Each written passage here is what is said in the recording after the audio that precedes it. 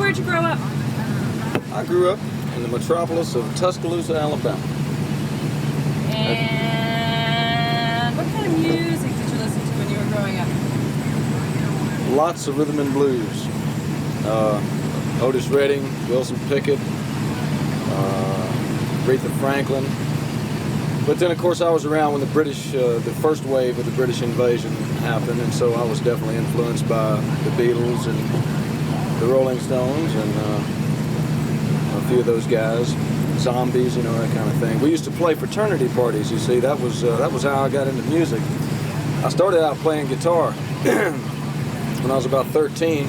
We used to play YMCA parties on Friday nights, and eventually the guitar players in town started outdoing me, so I had a little experience with the piano. My mother played piano and I used to imitate her, and I sort of got an ear for it, so I switched over to keyboards, and man, we used to play every fraternity on the fraternity row there in Tuscaloosa, you know, and that was big money and lots of fun, you know, all the beer you could drink. I was playing at its very best. Yes, indeed. What was the name of your first band? The Misfits, with a Z. What kind of music did you guys play? Oh, we covered pretty much everything I just said. The Beatles, and lots of R&B, though. We were heavily influenced. You know, Temptations, Four Tops. That was real big back then. Of course, Muscle Shoals was in full swing back in those days, and there was a lot of records being done up there. And rhythm and blues was a heavy influence in the South in those days. I'm talking like 64, 65. Now, being from the South, when we're talking about your influences, I noticed that you didn't mention any sort of a country influence. Did it have none on you at that point? Well, it was there, but I grew up in suburbia and went to high school in the middle of town and everything. It wasn't like I was in a real rural situation. So as I was growing up, the kind of music that was around me was mostly what was on the contemporary radio stations and not the country stations. It wasn't until later that I began to appreciate it, really, when Ray Charles came out with his country records. That's when I got hip to it, and I sort of saw country music in a different light.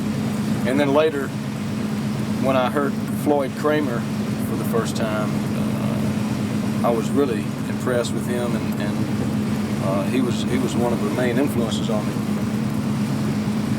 Just a second ago, you were singing some Johnny Cash for us. Is Johnny you a fan of his? Oh yeah, my sister used to be an usher at the Johnny Cash show. If you remember, back in the 70s, early 70s, he had a television show. And she used to get me in free. I went to a couple of the shows, and I really enjoyed that. But Kenny Aronson is really the Johnny Cash authority in this band. I have to pass the hat to him when you talk about Johnny. Yes, he just gave us an earful about Johnny just a little while ago. So let's see. You're 13 years old or so. You were in a band called the Misfits. What after that? Well, we had our own little TV show, the Misfits. We had, as I mentioned, the YMCA on Friday night. We had a show called Tuscaloosa Bandstand, fashioned after American Bandstand, on Saturday mornings. And you know, it was the same kind of thing. We'd have all the kids from school come and dance, and we'd do the music. And they used to put these funny little signs in front of the guys in the band, you know, like one of the guitar players' name was Ronnie. They'd put Gut Plucking Ronnie up there. They had all these silly little things. But it was, you know, we thought we were hot stuff back then. Hey man, I had our own TV show, had the YMCA locked in on Friday night. What more could you ask for, you know? And then, as I mentioned later, when we got a little bit more serious about music and started experimenting with arrangements and the novelty wore off and music began to get a little bit more serious, we started doing a little bit of writing, but we had a lot of fun with arrangements. We used to take Beatles songs or Stone songs or anything we could figure, and just totally turn them around, do them completely backwards. You know, we used to have a version of "Let's Spend the Night Together." It was just a real slow, sexy arrangement. But that's where it really started to become interesting to me, because we were doing these arrangements. We weren't doing it just like it was on the record, you know, and it became a challenge, you know. Did you, do you think you always knew you wanted to be a musician? Since I was very young, that's the only thing that really excited me, you know. When I was 13 and just learning how to play guitar and playing just for the friends and parties and stuff, it was just such a thrill. I mean, what can you say? You know, everybody's watching you, and you got the spotlight a little bit. And, you're up there shaking the thing and having a good time. People are getting off, and you know, I said, hey, this ain't too bad. You know, I think I could do this for a while. You know, and people say, oh, it's going to be a passing thing. You're going to grow out of it. But I never did. What about, how did this whole, what was going on in the 60s with, and the sort of the folk movement with Dylan and Baez and those sort of people, what sort of effect did that have on you? Hold on. Just slow down a little bit, we'll get a little less. Okay. I'll do 85 instead of 90. So.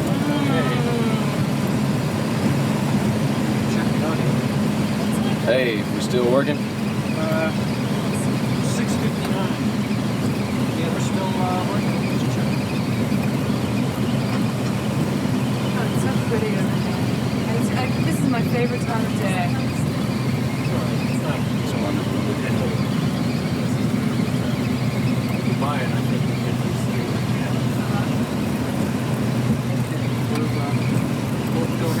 You okay? We were just talking, Chuck, about the whole folk movement and Dylan and Baez and those sort of people. Did it have any effect on you? Well, actually, the first folk music that influenced me was the Kingston Trio. That's how I learned how to play guitar. My cousin had an old, I think it was a Stella guitar, and he used to know a couple of Peter, Paul, and Mary songs and a couple of Kingston Trio songs, Greenback Dollar, you know, that kind of thing. And so he showed me E, D, and A on the guitar, and that was the end of it, man. That's all I needed to know. I was gone after that. But the Kingston Trio, as I say, and Chad and Jeremy and some of those old folk groups and duets and whatever, it did influence me. Dylan, not so much at that time. I was pretty young when he was coming around. It wasn't until later in the 60s that I began to understand what he was all about. And then, of course, once I did, he influenced me along with the rest of the world. Dylan seems to be a good place to ask this next question when talking about him. Certainly, and he is a primary example of it. Music having the ability to change things and change people. Do you think that's true? Without a doubt. I think it's probably the largest influence I could think of on people's lives, because it touches everybody, doesn't it? It's just not like it just touches one sector of people. I mean, everybody loves music, whether it be contemporary music, folk music, classical music, rock music, jazz. Everybody loves music, and of course, especially in that era, in the 60s and 70s, lyrically, politically, music was making a lot of statements, and there's absolutely no doubt about it. I think you can see the changes today. It seems like what was happening with a guy like Dylan in the 60s. Here was one guy playing coffee houses and playing guitar and making a change and saying things. And it seems like we've come a long way to what we've seen happen in 1986 with Live Aid and Farm Aid. What do you think it was about 1986 as a year that caused musicians to wake up again? You know, it's hard to say. In my opinion, you know, when they did Live Aid, and gosh, I forget the fellow's name now. Bob Geldof. Bob Geldof. Excuse me, Bob. Never met him before, so maybe I've got an excuse. But when Geldof got that together, I mean, of course, it was a great, great cause. Anytime you see pictures of starving children with their bellies swollen from malnutrition and the like, I mean, it's going to strike a chord. And it's hard to say exactly what it was that got musicians into it, other than to say Geldof was certainly influential and must have carried some weight, because he convinced a lot of people to get involved. I think it was a great thing, you know, and I think it was also a great thing for Farm Aid. That strikes a chord with me because I own a farm, and the people around me, I don't row crop. I have a tree farm, but the people around me that do row crop, I mean, I see it all the time. Right before I left home to come on the road, there was an auction. The guy went out, you know, right up the road from me, less than a mile away. You see it in the movies, but when it happens right next door, it makes you think. What's all that sun shining on his Is that coming from the mirror? Might be yeah, it's coming. off the mirror. Is there something I can put there to shade it? It would be nice if you could just stick a magazine under it. Yeah, just a... They were rolling. Sorry for the turbulence. Fasten your seat belts. No smoking. Chuck, it seemed like one of the... Are you ready, Bob? Robert, I'm just chatting away. 11:37. One of the things that Farm Aid did, other than, you know, certainly make a lot of people aware of the plight of the American farmer and what he's going through right now, I think it made some of us realize how little difference there is between country and rock and roll music. What do you think? Well, certainly country has influenced rock and roll music in a big way. I'd venture to say that country was perhaps around a little bit before rock and roll was, you know. I think it was a natural thing for them to mingle. I mean, look, you know, Elvis Presley's a perfect example. Excuse me, I gotta check my rearview mirror here. Okay. And of course, having grown up in the South, and you asked me about country music influence down there when I was growing up, and there was no way you could get around it. You know, it was definitely going to influence you. I think country music and the blues and black music sort of merged together and helped form rock and roll, a la Chuck Berry, Bo Diddley, etc., etc. I agree. Now, you played in certainly what we can consider one of the great American rock and roll bands. I mean, that's a statement that can be made, and I can't imagine that anyone could have made it. How did it come together? Well, I was working with Alex Taylor, James Taylor's elder brother. He still sings better than James as far as I'm concerned. And we were both on the same record label, that is Alex Taylor and the Allman Brothers Band. And we opened up a lot of shows for the brothers. And after we'd do our set, I used to always use a real piano, one of the few keyboard players that held tight to that rule. And when our set was over, we'd pull the piano backstage, and I would always hang around while the brothers were playing, and I'd sit down and I'd play backstage all the songs that the brothers did. I just love their music, man, you know.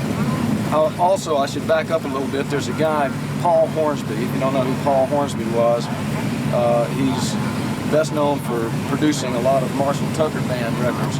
Paul came from Alabama as well, and he used to play with Greg and Dwayne and the Hourglass. And I had known Paul, so I, you know, through him I knew the guys a little bit, and also through opening the shows. But having done this backstage with the piano, I learned the feel for the music, and I was influenced by that. And later on, I worked with Dr. John, and we did the same thing, opened up a lot of shows for the Allmans. Well, after Dwayne died, the band went out as a 5-piece unit, and we were still opening up from time to time.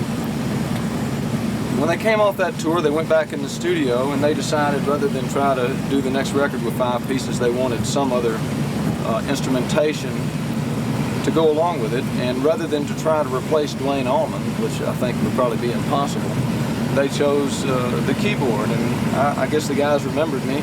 Johnny Sandlin, who produced that record, called me up and said, "You want to play?" And I said, "Well, sure, John, why not?" I was elated to get that position. And then after working with the guys and doing the record for about a couple of months, they asked me to join the band permanently. I found a home. What that music and that band spoke to a certain type of audience, a certain segment of America. What do you think that was?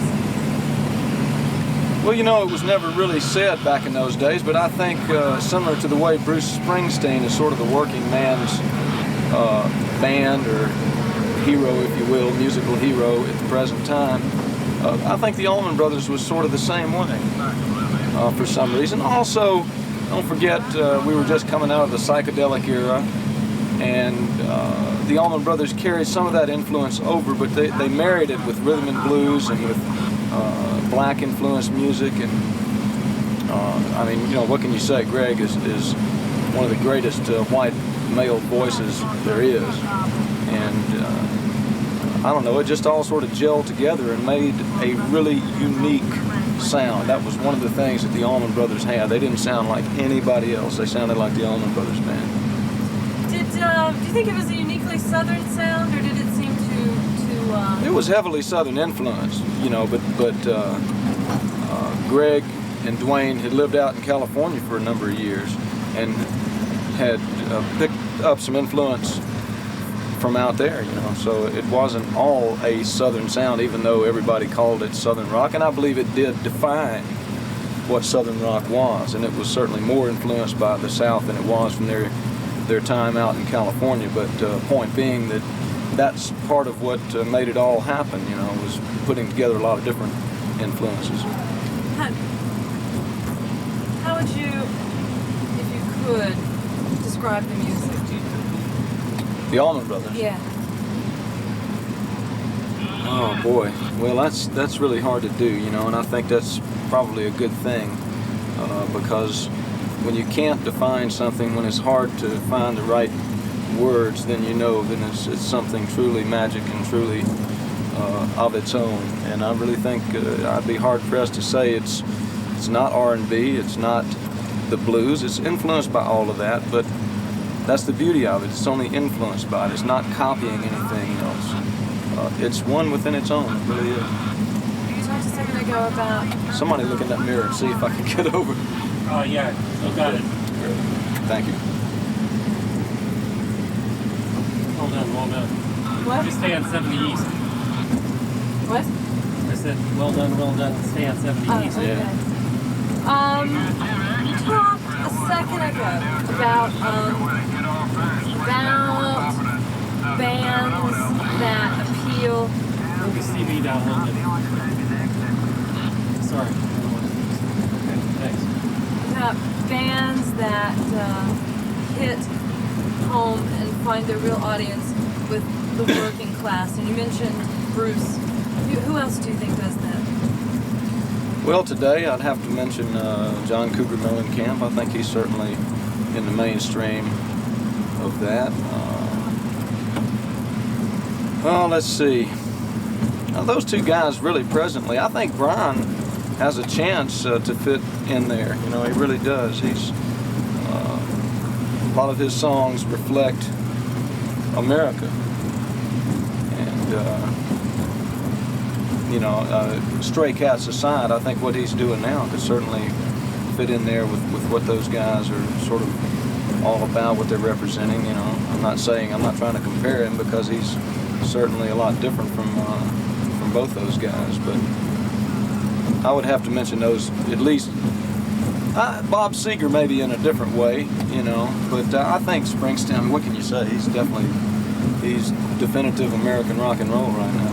He kind of says it, I guess, without a doubt. And I agree with you. John Cougar also. I mean, it's really funny because in taking this ride today and interviewing people and seeing stuff go past, all that goes through my mind is John Cougar's song "Little Pink Houses." Yeah. Ain't That America? Yeah. It just kind of says it. Let's talk a little bit more about Brian's music and playing with Brian. How would you describe his new sound? Well, I think what's important is that Brian is a well-respected musician coming out of the Stray Cats. I mean, the Stray Cats were, you know, of course, known for the rockabilly sound and everything. And what's really important now is that Brian has made a step forward, you know, in the music. He wrote some great rockabilly songs. I mean, he's the only guy I could name you that was doing rockabilly that wasn't just covering other people's songs. I mean, he was writing new rockabilly hits, you know, great stuff. But I mean, let's face it. How long can you make a career out of that? You know, and I think it was such a wise thing and such a brave thing for him to do, to step out of that and make such a great attempt to write music out of that genre that fits into today's music, and that's just good, honest music. You know, Brian's not pretending to be anybody. He's not out there being someone's idea of what an artist ought to be. Brian is one of the most sincere guys that I've been around in a long time. To describe the music, it's American rock and roll. Simple as that. Could Can you trip the visor? Is the visor? Do you have to have that done? I don't know how these machines operate. there we go. That's good. Oh, yay. What? Oh. 257. You might have to help me on the right there. Okay, go you're fine. I can get over? Yeah. All right, I'm going to go ahead and pull over because I don't know what's behind me here with all I'm these driving by vehicles. committee. Looks nice. Huh? Really? Oh, it looks great. Of course, he's such a handsome guy. You know? It'd be hard for him not to look great. But of But of course, Nadim. It seems like... When you're doing it, it's okay. But once you leaned in when he was talking. Oh, I did? Yeah. I leaned towards him? Yeah. It's magnetic. He's magnetic. I can't help it, I'm telling you. well, what if I just lean this way? Ooh, you're in trouble, Chuck. Yeah, it's these big hairy-legged bus drivers that get them off. Every time. How many times, Chuck, do you think you've traveled across America? You mean all the way around in one trip, or We're just to and from? to and from. God. It'd be easier to ask me how many times a year I do it. You know? Okay. I mean, probably at least 3 times a year. In some fashion, I'm traveling from coast to coast. Gosh, I don't know. I've been doing this for about 15 years, so it's been a lot of times. I wouldn't make an attempt, maybe 30 times or something. When you're traveling like this, when you're out on tour and you're on a bus and you stop, like we've stopped several times today, do you talk to people?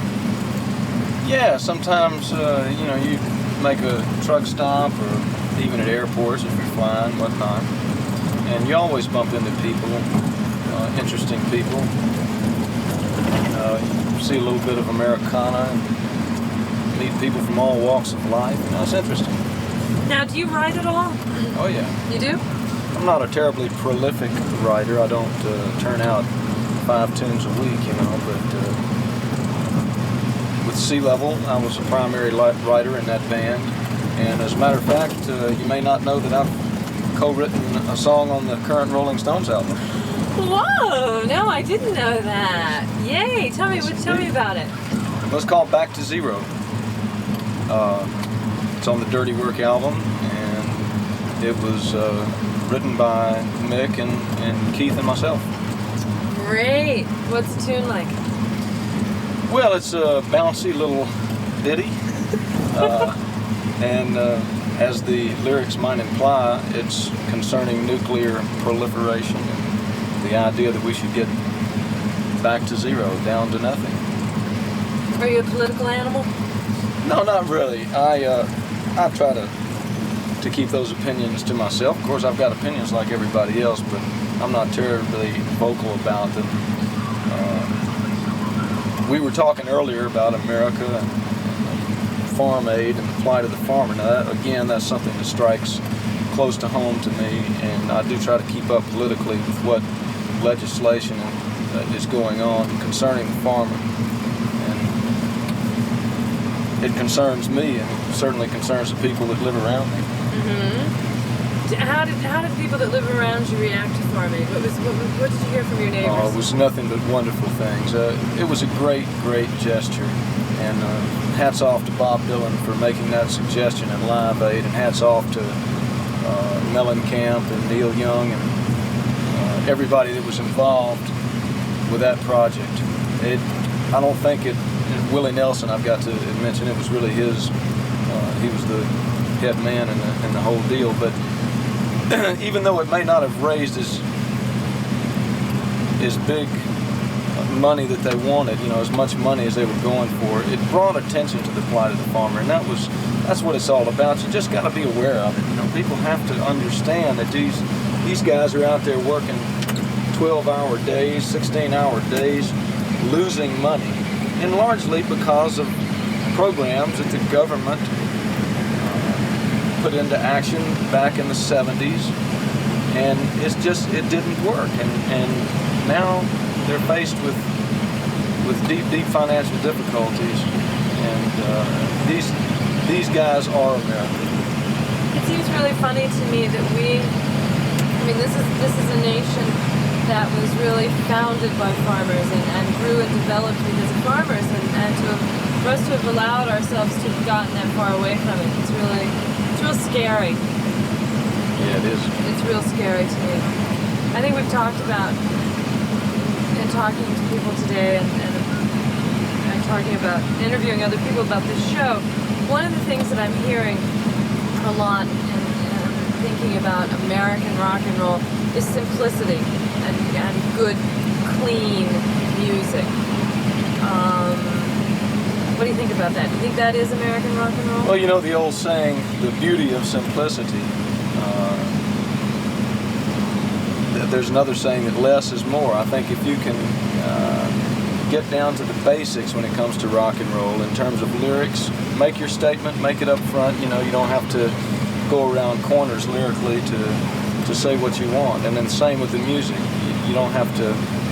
That's what rock and roll is all about. You don't have to go through 15 chord changes to get a point across. There's other styles of music where that works very effectively. I'm a jazz freak. I love jazz music, and I love the chord changes and the melodies and the harmonies and harmonics of jazz. But when it comes down to rock and roll, it's basics, man. And if you go too far overboard, a lot of times it doesn't work. Is rock and roll American, Chuck? Absolutely. Absolutely. Rock and roll is true American music. Hey, look, when you work with guys like Keith Richards and Mick Jagger and all the guys with the Stones, and you walk into their hotel room after the gig and they're playing Chuck Berry, and they're playing Four Tops, and they're playing Temptations, and they're playing Little Willie John and the Dominoes and Fats Domino. Hey, that's America, man. It's American music. The odd thing is that those guys know so much more about the details and the history of early American rock and roll than any American I could name you. And I think the reason for that is that it wasn't readily available for them, was it? They heard it through German radio and occasionally through the BBC radio, I guess, but every one of them that I've talked to, Bill Wyman has told me this, that he'd hear a record on German radio and just go nuts, and he would just remember every detail of the record. And then later, when it did become accessible for them to buy the records and to study them, they did. Whereas the guys, musicians that were growing up here in America had such easy access to it, I think to a large degree we tended to take it for granted. Sure. But guys like the Stones and the British groups, do you think it was important for them to not only read about the music, but also to come to the places where it was born, Memphis in particular? Oh, I'm sure that had to be a big thrill for them to be able to come and see the areas physically that these guys grew up in that influenced their music. Yeah, I'm sure it did. With those guys, though, having been stars in their own right early on in the 60s, practically at the same time that Little Richard and Chuck Berry, Bo Diddley were happening too, they were on the same tours together. Right. So they got to spend time with their idols. I've overheard conversations about that several times. It's a lot of fun to listen to them talk about it. Being a Southerner, maybe you can answer this question for me. I'm sorry, Robert. Excuse me. Why do you think, when you think about it,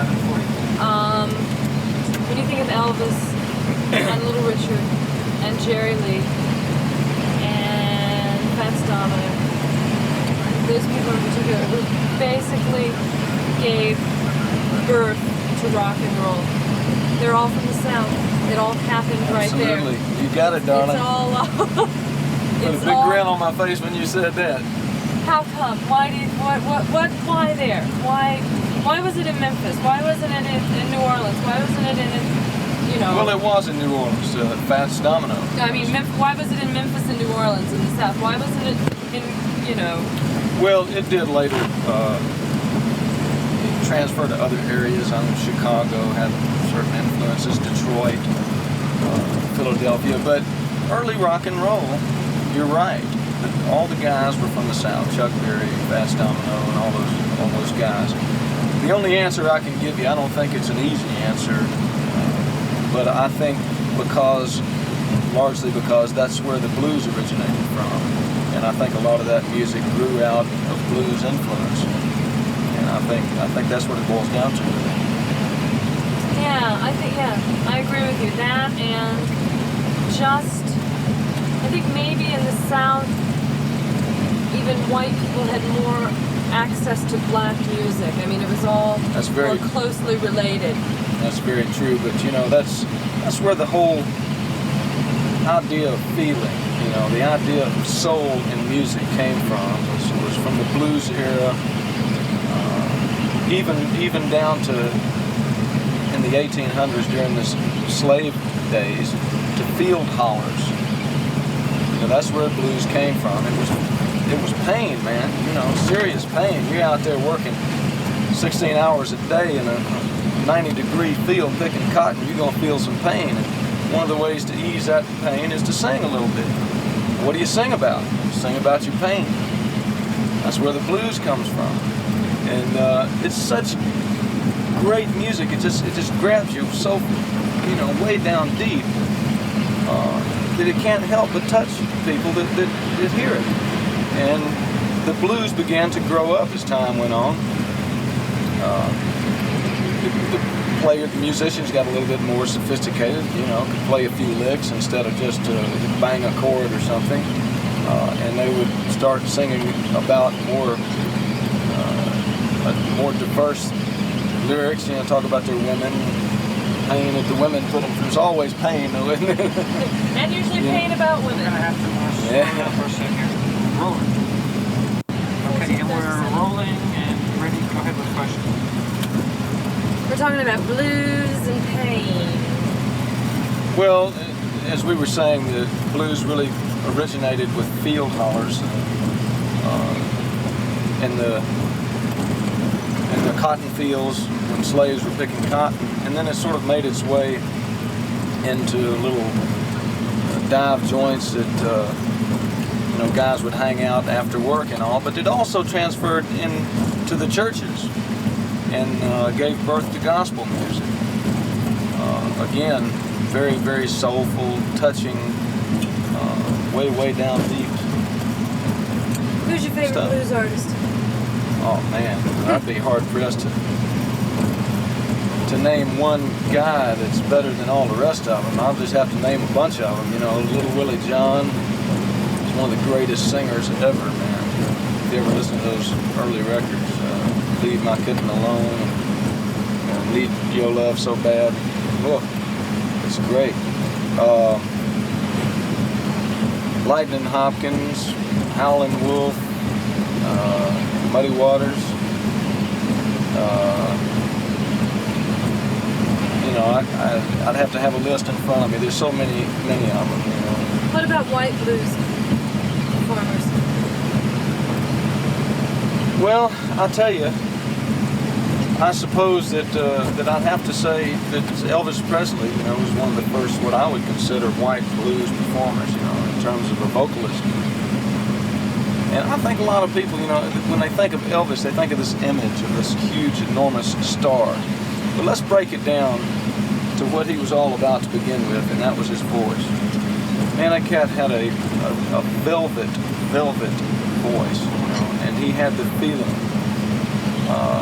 that people have when they sing the blues. And he was, of course, influenced heavily by country music, and that's what made it magic. You know, you put the country and the blues and that velvet voice together, and you had Elvis Presley. Do you know that his hair was red and he dyed it black? Pull one on me then. It's No, true. I didn't know It that. is true. 17. The amazing fact, isn't it? His hair is red. His hair was red. He dyed it black. Yep. Isn't that amazing? Well, I knew he died in the latter days. It's No. obvious, but I had no idea. Certainly was. He was a redhead, sort of a strawberry blonde red. Yeah. Wow. Indeed. Unlike myself. You can amaze your family and friends with that fact. Very few people know it. We've got 3 minutes left on this tape. Only 3 minutes left on this tape. But we have more tape. Yeah, we're down to less than 8 minutes The left. lights, Okay. the lights also dying. Okay, so let's get dark. So What am we're I gonna looking ask- for here? 70? Stay on 70 East, sir. 70 East, okay. So we're going to ask just one or two more totally devastatingly relevant questions here. So let's think. Want me to stop? Yeah. Go for it. What is it, Chuck, about your musicianship that makes you right for playing with Brian? Well, geez, I think Brian respected my work with the Allman Brothers Band and with Leavell. I don't know. I'm a field player. You know, I'm not a great. I can't read music. I'm not a great technician. I did go through a period of time when I tried to improve my technique, and I gained a lot out of it. But really, I'm a soul player. You know, so I think he wanted feeling. He wanted somebody that could play with sincere feeling and drive a bus.